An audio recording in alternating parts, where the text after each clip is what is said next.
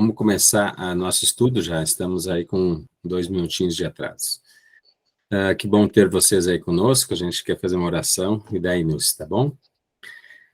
Graças a Deus e Pai, obrigado por teres nos conduzido sob a tua bênção e graça, direção, em mais um dia. Obrigado por teres nos concedido essa oportunidade de encontro, de estarmos aqui, de ouvirmos novamente a tua palavra, de forma muito especial, podermos ser instruídos na reflexão, e assim dá-nos o conhecimento maior. Inspira-nos com teu Santo Espírito e abençoa esse momento de estudo, para a tua honra e glória, e também firmando-nos na fé para o testemunho do teu amor para conosco. Em nome de Jesus. Amém.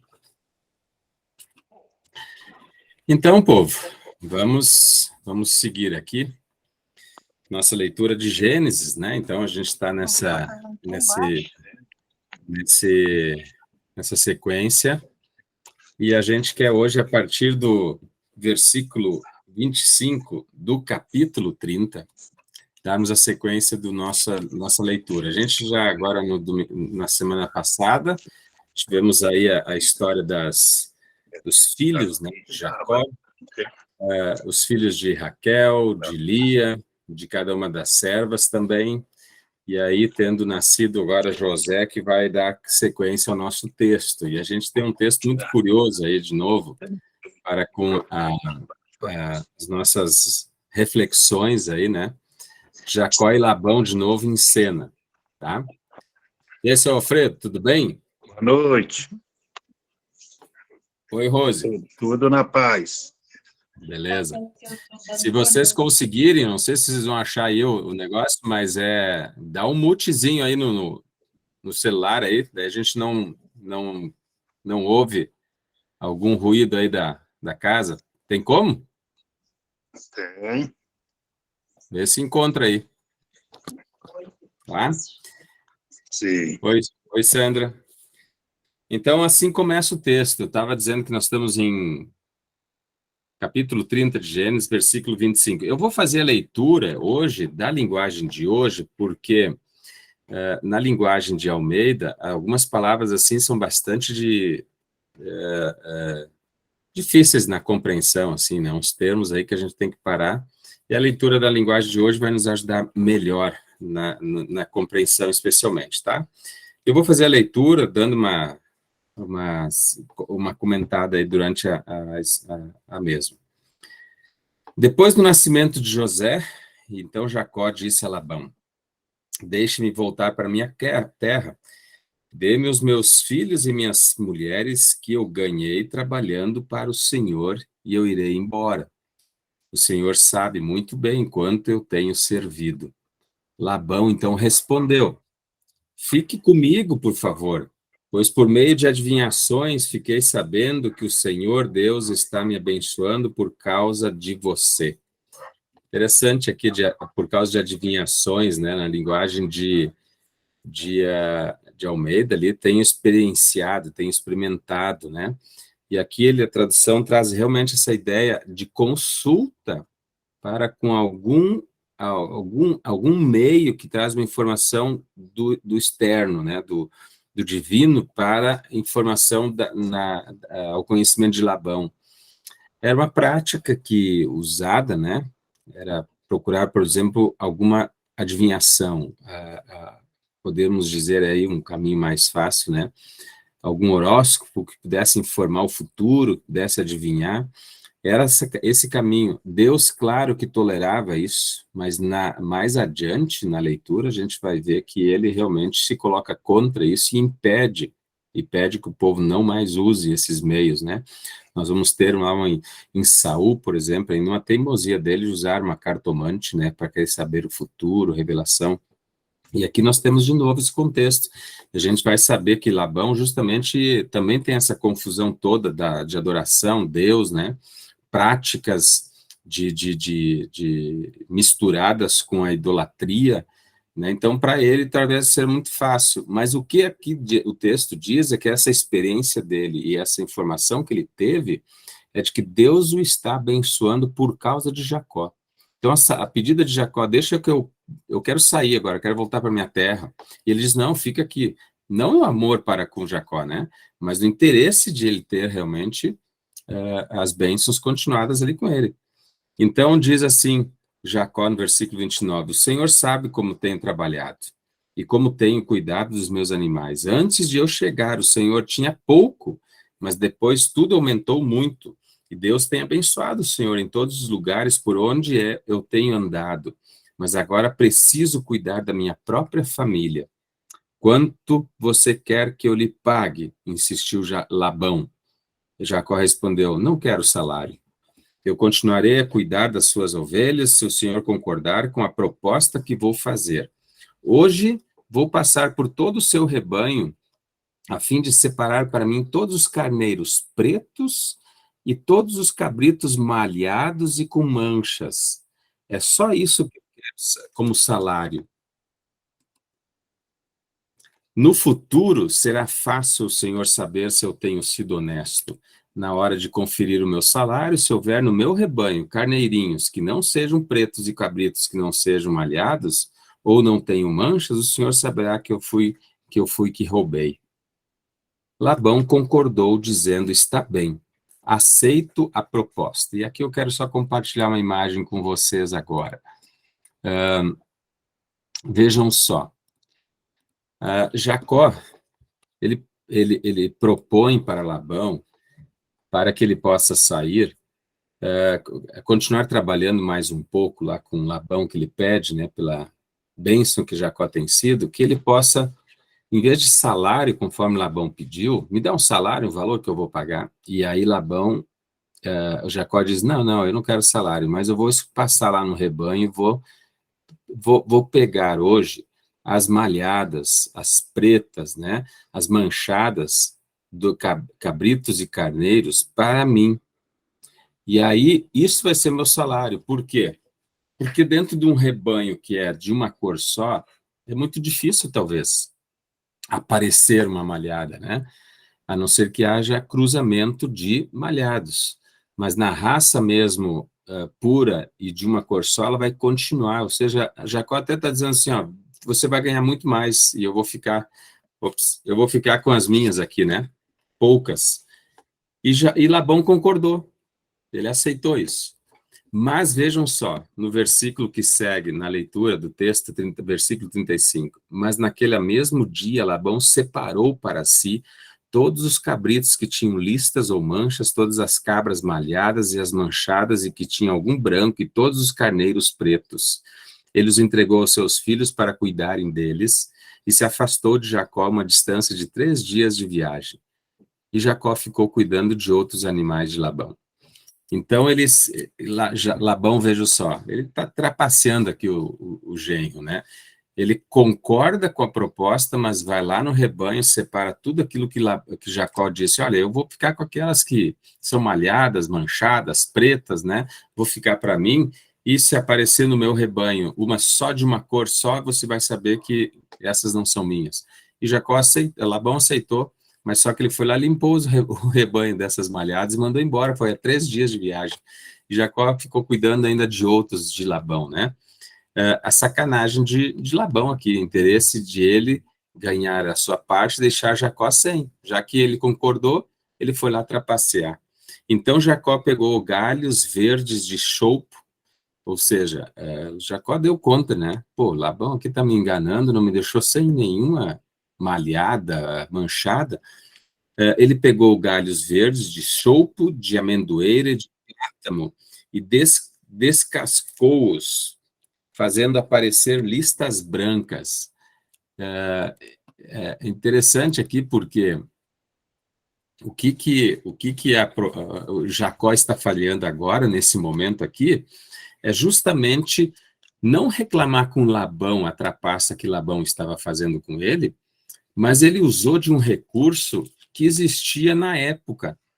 Eles acreditavam muito, né, e assim talvez era o costume.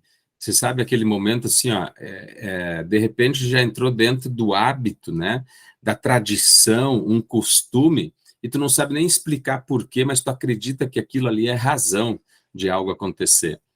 E Jacó fez o seguinte, como os cabritos e carneiros e as cabras todas eram de uma cor, ele pega essas varas, né, aqui ele diz choupo, amendoeira, plátano, Nós temos conhecimento dessa, talvez de plátano, não sei se aqui tem, mas em terrenos, regiões mais de inverno, né, lá Gramado, lá no sul tem bastante desses plátanos, né, uma árvore grande com folhas assim, meio que parece uma tripla, tipo uma pata de vaca, né, e aí eles têm essas árvores lá, ele pega e tira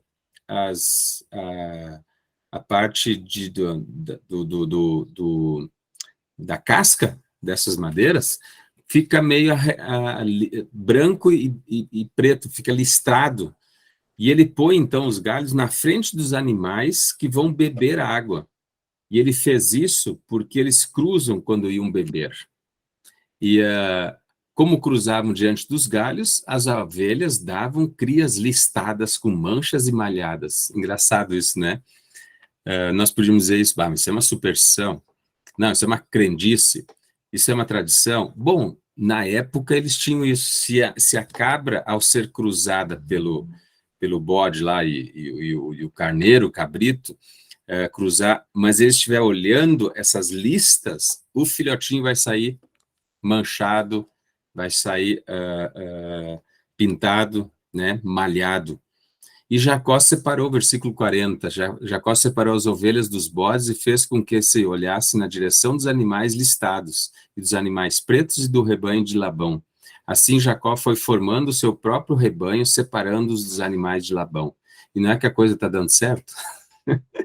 No momento que ele usou essa técnica, essa expertise, vamos dizer assim, a coisa realmente aconteceu.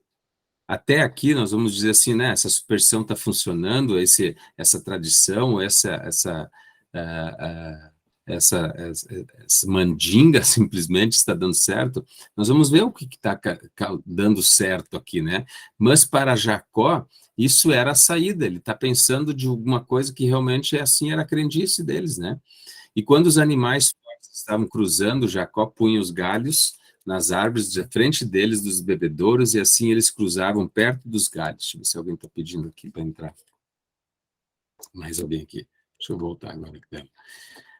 Então, mas na frente dos animais fracos, Jacó não punha os galhos. Por isso os animais fracos ficavam para Labão, e os mais fortes ficavam para Jacó. Desse modo, ele ficou muito rico e chegou a ter muitas ovelhas e cabras, escravos, escravas, camelos e jumentos. O que acontece aqui?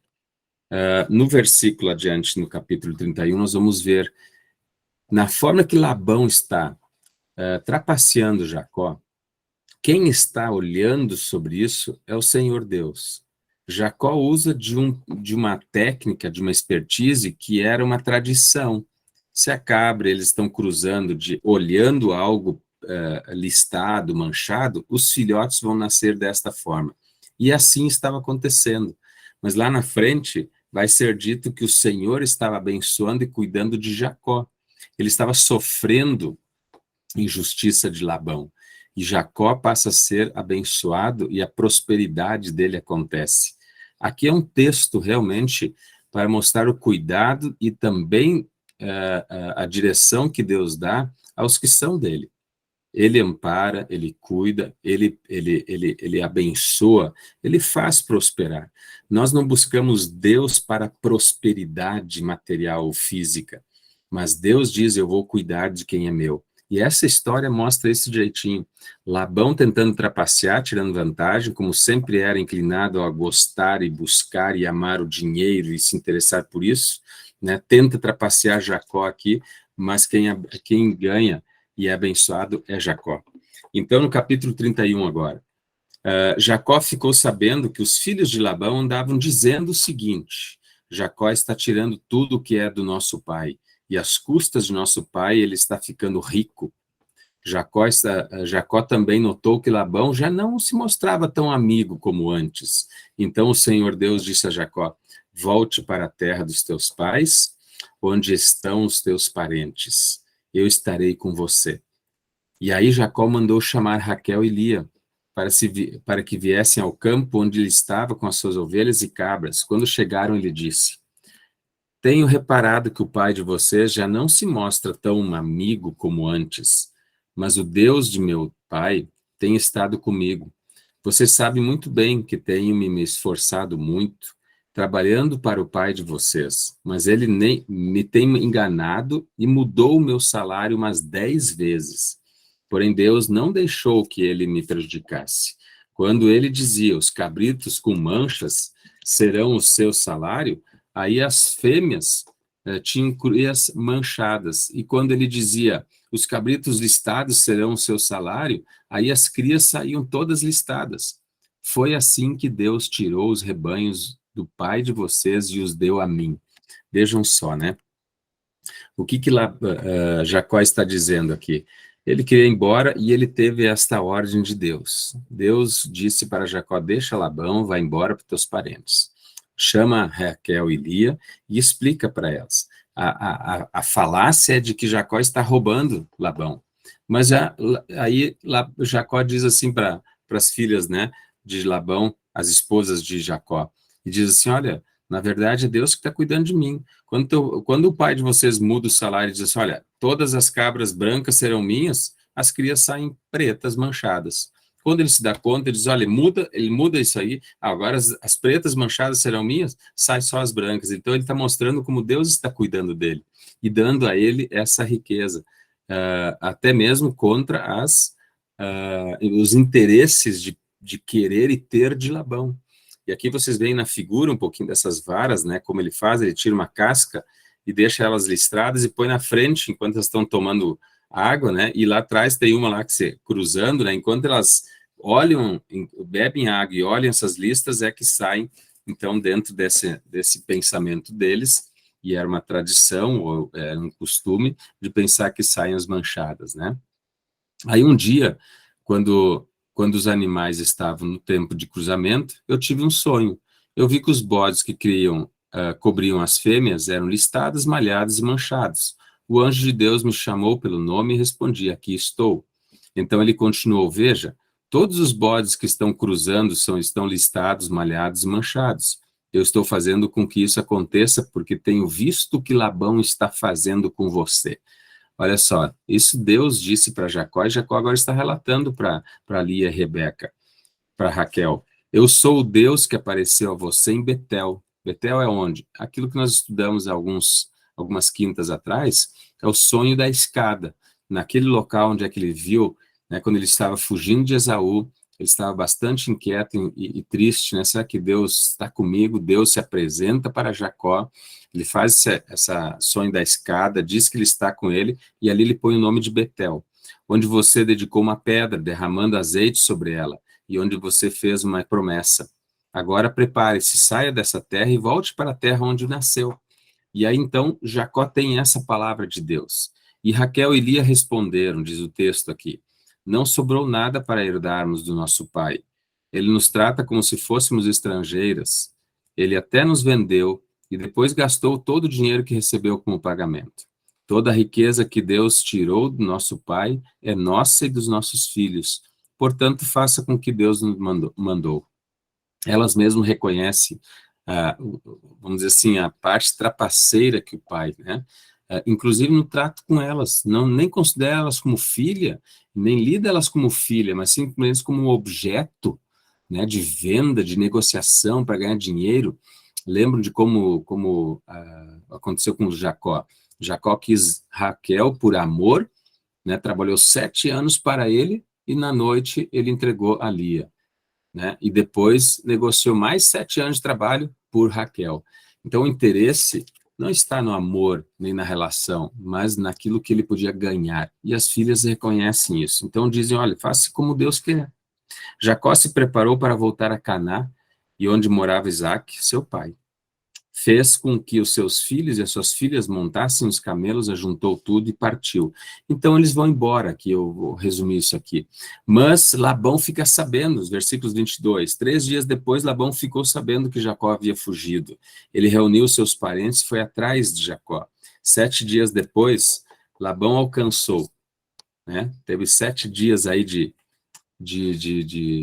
caminhada para trás de Jacó, mas alcançou Jacó na região de Gileade. Naquela noite, Deus apareceu em sonho a Labão, e aí ele disse o seguinte, cuidado, não faça mal nenhum a Jacó. Labão alcançou Jacó na região montanhosa de Gileade, onde ele estava acampado. E Labão e os seus parentes acamparam no mesmo lugar. Aí Labão disse a Jacó, ele vai lá e conversa com Jacó, por que foi que você me enganou, levando as minhas filhas como se fossem prisioneiras de guerra? Olha a preocupação. Ele está mostrando agora cuidado, o amor para com as filhas, né? Aparentemente isso. Por que você me enganou fugindo desse jeito, sem me dizer nada? Se você tivesse falado comigo, eu teria preparado uma festa alegre, despedida, com canções, acompanhadas de pandeiros e de liras. Você nem me deixou beijar os meus netos e minhas filhas. O que você fez foi coisa de gente sem juízo. Eu poderia ter feito muito mal a você. Mas na noite passada, o Deus de seu pai me disse assim, cuidado, não faça nada a Jacó. Eu sei que você foi embora porque tinha saudades de casa. Mas por que você roubou as imagens dos deuses da minha casa? E agora aqui vem essa questão, né? Ele sente falta dos ídolos, dos deuses da casa dele, das estátuas que eles tinham. Aqui parece o sincretismo religioso de Labão, que era uma questão que já havia sido citada em o texto anterior. Ele tem conhecimento do Deus de Abraão, mas ele não fica com esse Deus como único Deus, ele vai para outras referências de divindade também. Ele adora outros deuses, né? Ele adora outras imagens, ele fala desse Deus de Abraão, mas não o tem como único e verdadeiro. E agora ele sente falta de uma estátua, né? De alguns deuses da casa dele. Então Labão diz o seguinte, eu fiquei com medo, pois pensei que o Senhor iria me tirar as suas filhas à força. A fama de Labão não era boa, né? Mas se o Senhor achar suas imagens com alguém aqui, essa pessoa será morta. Agora Jacó põe a mão no fogo por todos que ali estão, né? Essa pessoa que estiver aqui com alguma imagem sua, ela vai ser morta. Os nossos parentes são testemunhas. Se o Senhor encontrar aqui qualquer coisa que seja sua, pode levar. Mas daí o texto diz, acontece que Jacó não sabia que Raquel havia roubado as imagens. Raquel era a esposa que ele amava, que ele sempre quis por esposa, que trabalhou 14 anos para ter essa mulher, né, liberada de seu pai para si. Mas Raquel também trazia junto consigo esse sincretismo. Foi sempre educada assim, cresceu com isso, né? E agora, então, ele não sabendo disso, que Raquel tinha tirado. Vamos ver o que acontece. Labão entrou na barraca de Jacó depois depois de Lia, e depois das duas escravas, porém não encontrou as suas imagens. Então foi para a barraca de Raquel. Aí ele procurou em toda parte, porém não achou nada, pois Raquel havia posto as imagens numa cela de camelo e estava sentada em cima. E ela disse ao pai, o senhor não fique zangado comigo, pois eu não vou me levantar, mas estou menstruada. A Raquel aqui tem uma atitude até para defesa de sua própria vida e também do próprio Jacó, ou da fama de Jacó, e ela vem para enganar. Labão que vive enganando Jacó, Labão que vive enganando a todos, agora ele é enganado pela sua própria filha, né? E disse, pai, me desculpe aí, mas eu não vou me levantar não, fica procurando aí, né? Estou nos dias aí, estou menstruada, então Labão aceita. Aí Jacó ficou zangado, ele disse a Labão, foi assim que Labão procurou as suas imagens sem as encontrar. Então Jacó ficou bravo e disse a Labão, o que foi que eu fiz de errado? Qual foi a lei que eu quebrei para o Senhor me perseguir com tanta raiva? Agora que mexeu em todas as minhas coisas, será que encontrou algum objeto que é seu? Pois ponha esses objetos aqui, na frente dos meus parentes e de seus, para que eles julguem qual de nós está com toda a razão. Durante os 20 anos que trabalhei para o Senhor, as suas ovelhas e as suas cabras nunca tiveram abortos, e eu não comi um só carneiro do seu rebanho. Vejam que Jacó agora mostra que a lealdade dele e o serviço trouxe prosperidade para Labão enquanto estava lá. E Labão sabia muito bem disso, né? Ele sabia que todo estava sendo abençoado, que nem no início do texto, por causa da presença de Jacó lá. Nunca lhe trouxe os animais que as feras mataram, mas eu mesmo pagava o prejuízo. Veja só, Jacó ainda cobria se algum, né, um animal de fora viesse, matasse, diminuísse o rebanho, ele cobria. O Senhor me cobrava qualquer animal que fosse roubado dia ou de noite. A minha vida era assim, de dia o calor me castigava e de noite eu morria de frio. E quantas noites eu passei sem dormir? Fiquei 20 anos na sua casa, trabalhei 14 anos para conseguir as suas duas filhas e 6 anos para conseguir os seus animais. E ainda por cima o Senhor mudou o meu salário umas 10 vezes. Se o Deus de meus antepassados, o Deus de Abraão, o Deus a quem Isaac temia, não tivesse estado comigo, o Senhor teria me mandado embora com as mãos vazias. Mas Deus viu o meu sofrimento e o trabalho com que tive, e ontem à noite ele resolveu essa questão. Vejam só aqui Jacó. Ele diz ele reconhece que é Deus que está olhando por ele, é Deus que cuidou dele, é Deus que o protegeu e o guardou, né? Diante das muitas vezes que Labão tentou sempre tirar vantagem sobre Jacó. E é aqui que também Jacó pode, nesse momento, ter praticado esse costume, ou até mesmo esse ato assim, de acreditar numa crendice, né? Num costume, numa tradição de varas, se olhasse, não tem nada a ver, na verdade, mas talvez ele estava jogando na certeza de que Deus, por através disso, o abençoasse, e aqui ele diz isso claramente, é Deus que estava cuidando de mim. Ele não alegou que ele usou a prática de um costume e assim deu sucesso, né? Labão respondeu a Jacó assim: essas filhas são minhas, os netos são meus, os animais são meus, tudo que você está vendo é meu. Agora, como não posso fazer nada para ficar com as minhas filhas, com os meus netos que tiveram, estou disposto a fazer um trato com você. Vamos fazer aqui um montão de pedras para que lembremos desse trato. Veja que agora ele se apropria de um costume de levantar um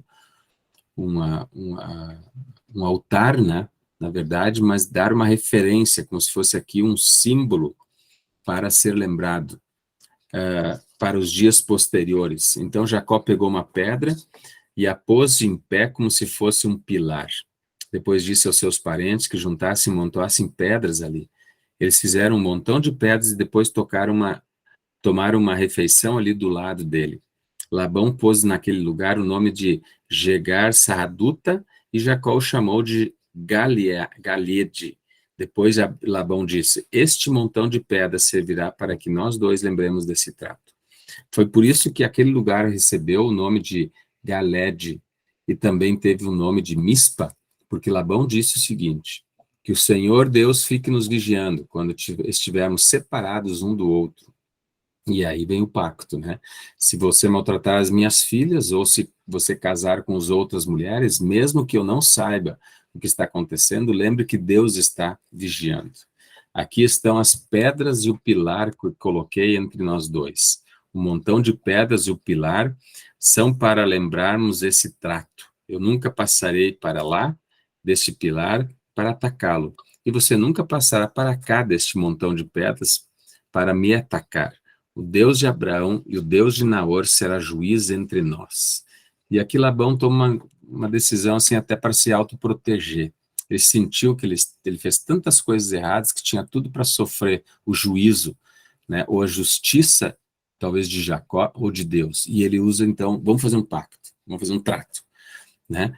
Vamos deixar aqui o nosso memorial, né, erguendo uma pedra, e daqui para lá eu nunca vou para lhe agredir, e você daqui para cá nunca vem para me agredir. Deus está nos olhando e vai ser o nosso juiz. Ele agora corre para Deus para se defender, né? Usa Deus em sua proteção. Mas está estabelecido assim o pacto.